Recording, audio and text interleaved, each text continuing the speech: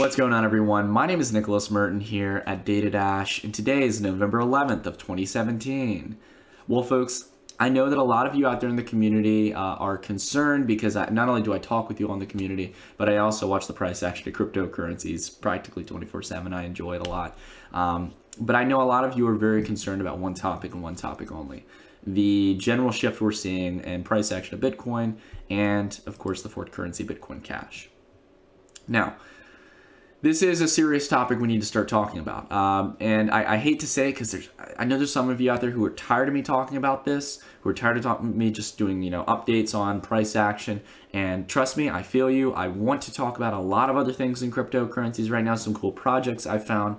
But at the end of the day, with the time I have, I know I need to cover these topics because the community is generally confused right now. A lot of people are curious, Nick, where do you stand on this? And I want to make my positions as clear as possible, but also do it in a short period of time for you all. And at the end of the day, folks, with this topic, I want to be clear. I know there's a lot of people out there in the community who are large players that have personal benefits to gain from going one way or the other. And I'm going to be honest with you all, at the end of the day, I could give two craps if my investments go up or down from whatever direction, the market moves. I'm here at the end of the day to help educate you. I have no need to be, biased in any sense. And if anything, I think one of the greatest things about my channel is I've been able to grow because I try to take an educational approach. I'm not a genius, but at the end of the day, I want to help you all and not telling you what to do, but telling you all, if you believe this, you could execute this. There's a few different routes you could take. Of course, never actual financial advice. You got to do your own research, but I want to get you thinking, okay?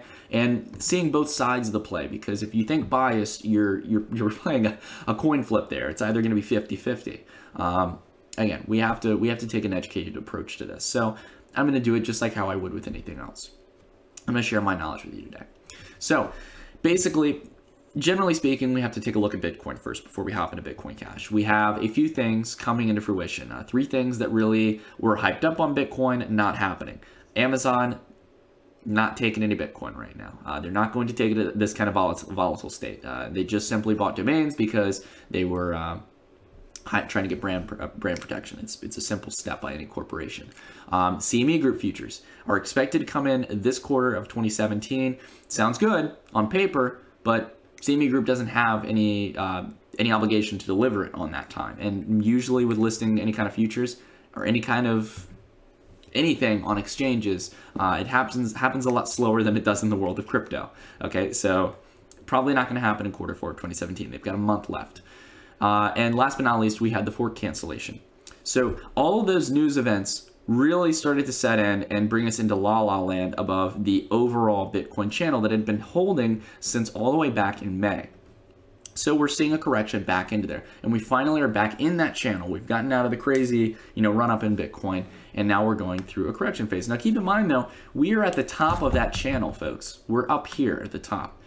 And I'll be honest, I'm still sticking to my idea that now that we're back in this channel and that the futures news didn't maintain it, maintain above the level it was at, we could see this go down to 5,000. Not a crazy idea. Why is it not crazy? Because Bitcoin generally got stopped at around the $7,500 range. And around there, if you consider a pullback to 5,000, due to the relatively simple math, that's a 33% correction. So you would get a 33% correction, which we've seen in the past. I honestly don't think that's crazy. But again, everyone's got different opinions. Now, on the debate that everyone is really having right now, now that I've kind of covered Bitcoin, that's all I really can say. I think it's that a lot of this run-up needs to cool down because a lot of it was off of FOMO. We have to ask the question of the cashing. Is Bitcoin Cash going to run up compared to Bitcoin? Well, again, I'm going to try and be very quick with this, but I want to make sure all of you are aware of this whole topic because I know there are many of you out there who are new in the crypto community, and I want to serve as an educational guide for everyone.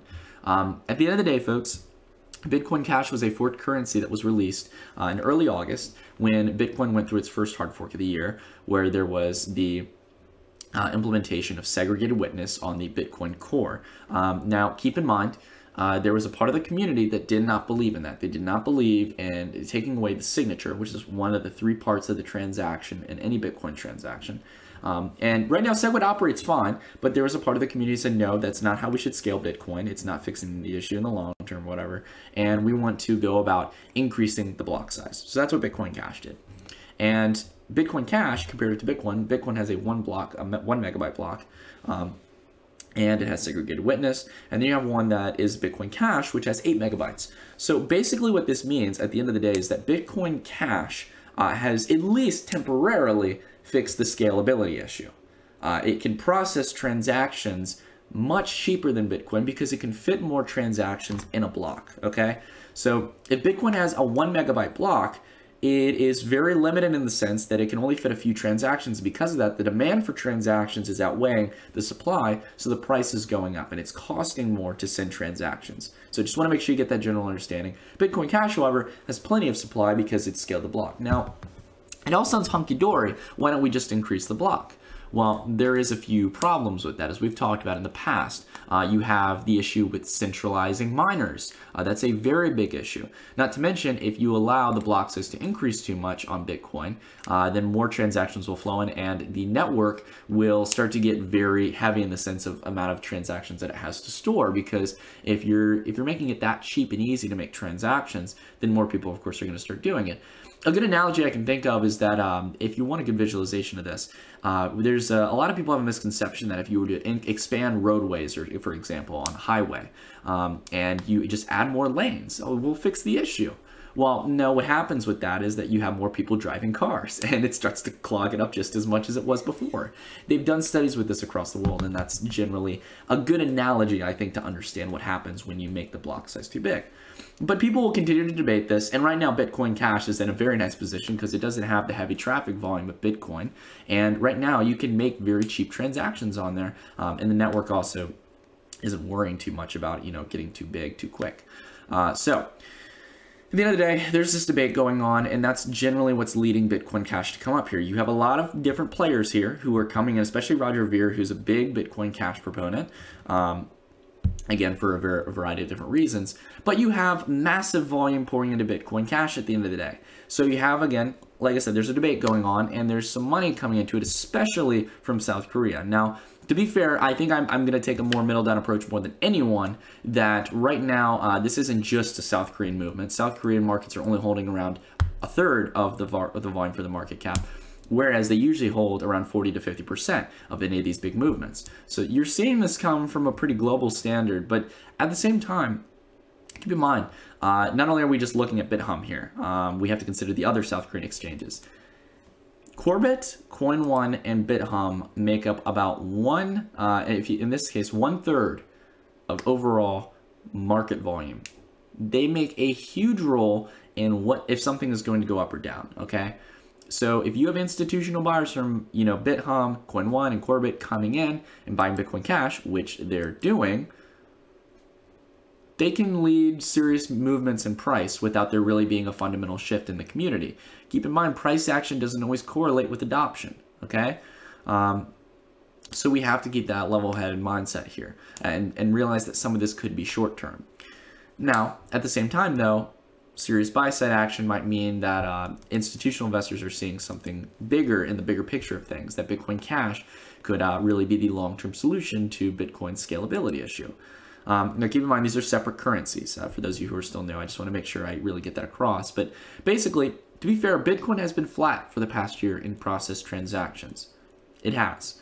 However, you can make an argument as well against Bitcoin Cash that it has practically no transactions. And the recent spike, much like we saw over here, is mostly due to the fact that the price is going up. People are buying it. And that's most likely people taking it from exchange to storing it in their wallets and stuff. But we have yet to see Bitcoin Cash really become a currency, which is what they're arguing. It's the argument that, hey, Bitcoin over there, it's not being spent because the fees, as we'll take a look here, are ridiculous. They're up here around the $8 range right now. Now, if you're a little more level-headed, it's more around 4 to 5 on any average day. Right now, there's a little bit of, there's a debate going on and a big debacle with Bitcoin. But even if it was $4, I mean, look at the transaction fee for Bitcoin Cash. That's something you can use as a currency. 11 cents? Geez, that's It's quite competitive. Yeah, you know, I mean, like that's a fair argument. And in the short term, Bitcoin Cash has fixed the scalability issue, whereas Bitcoin is still being plagued by it. However, you have to come to a few things at the end of the day, okay? And this is not me being biased. This is just simply keeping track of all the things. So in the short term, Bitcoin Cash is fine. But we need to think of the longevity here.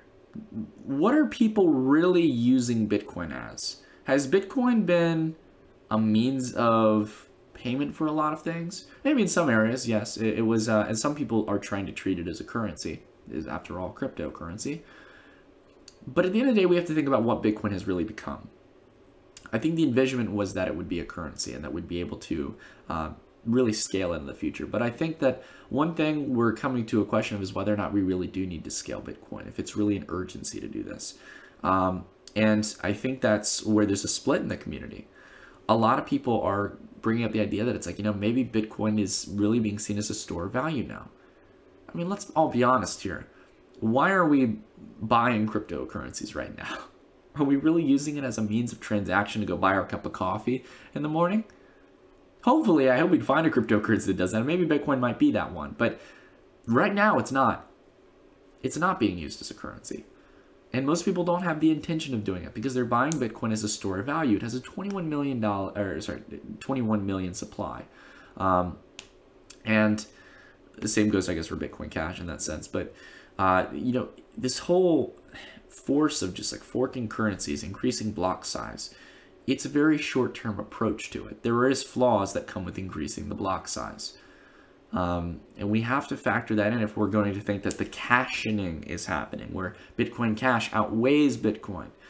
Not to mention, at the end of the day, I've seen generally from my community, done the polls, I've asked you guys, and of course, this isn't playing into any bias. I'm just seeing the one thing that I love about polls, and you can see this all around Twitter. People have been doing this with SegWit2x and everything. Generally, people aren't adopting Bitcoin Cash or any of the forked currencies. They generally like the original Bitcoin. They don't. You have to understand the kind of shift that we would have to see people go from mainstream adoption of Bitcoin to an entirely different currency, even if it has the Bitcoin brand, even though a lot of it is the same exact source code at the end of the day, outside of a few changes, like predominantly the block size. We really have to consider that, you know, at these levels, on a fundamental sense, there's definitely a need to consider the risks of buying something like Bitcoin Cash. Okay, now putting any bias aside, putting any opinions aside, let's think about this. In the short term, to be fair, Bitcoin Cash is doing well. It is doing good. And short-term gain can push a lot of people to do things that really could lead to the price going higher from here. In the long term, though, neither have really had a perfect solution. Really, I think this is something that when you see stuff like this happening to Bitcoin Cash, it should kind of wake up the community as a whole for Bitcoin and say, hey, look, yeah, okay, you didn't want that SegWit2x thing. That's fine. What are you going to do? Like, we've really got to start talking about this, people. If we whether or not we want to make Bitcoin a currency people can exchange, or we want to leave it as a store of value and not really scale Bitcoin. And that's a debate we have to ask, or a question we have to ask ourselves and have that general debate.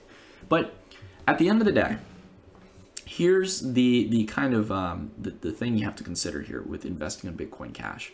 There's three real different approaches here, and I think the two of them are already in your mindset. You already have a side to it. I'm staying all Bitcoin. Forget Bitcoin Cash. It's not taking off. Well, you already know what to do. Same on the other side. Bitcoin Cash is the way to go. I'm buying all Bitcoin Cash and ditching my Bitcoin. Let's hope it flips. Here comes the cashing. Okay, that's fine. Both sides. You've already know what you want to do. I know that the mass majority of you, though, know that none of us can really predict the market at the end of the day. None of us really want to risk a 50-50 coin flip. What can we do? Well, if you want to mitigate your risk, some people would say, well, wouldn't you just do 50% Bitcoin and 50% Bitcoin Cash? No. I mean, you could. I mean, that's just wouldn't be my first approach. What's nice about the Satoshi measurement is this tells us right now that Bitcoin Cash, and rough speak, of course, there's a few other extra Satoshis around there, but In this case, it's 20 million Satoshis right now. If Bitcoin Cash does go through the flippening, and it does go to an equatable value of 1 Bitcoin, and possibly higher if the cashing does happen. Well, what you could simply do here is take 1/5 of your Bitcoin position, put it into Bitcoin Cash. I don't see why not.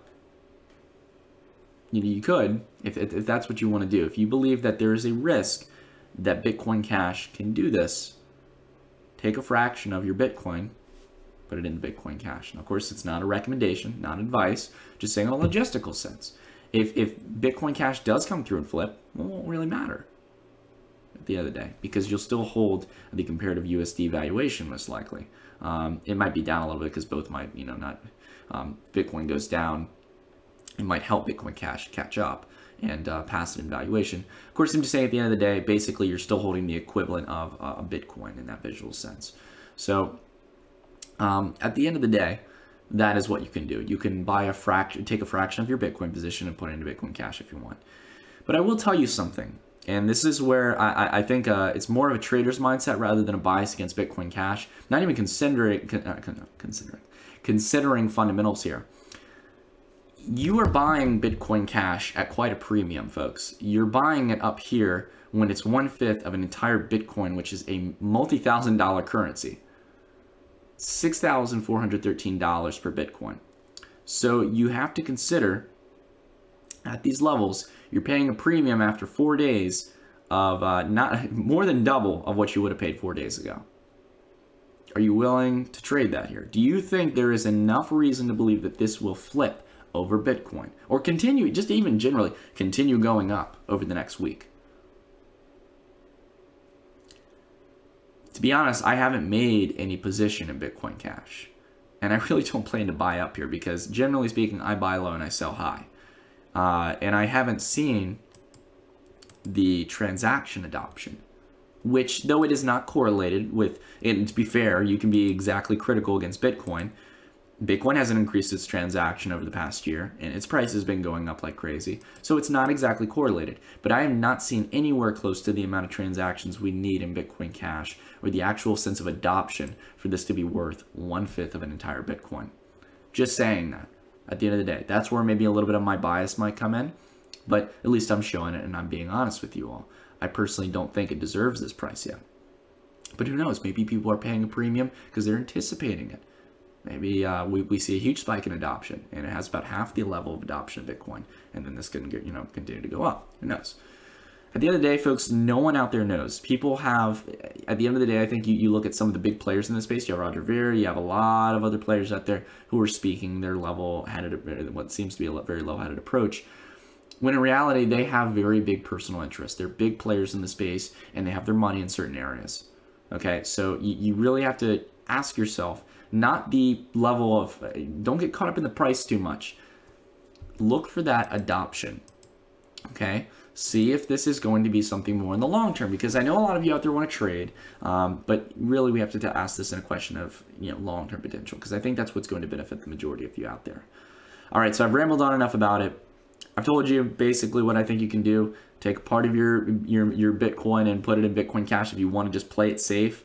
And at the end of the day, understand that you could very well lose some of that. That comes with giving you a sense of security, though, if you believe the cashing can happen. It's the best way we can play it right now. Or put it all, Dogecoin. Dogecoin is it. No, just kidding.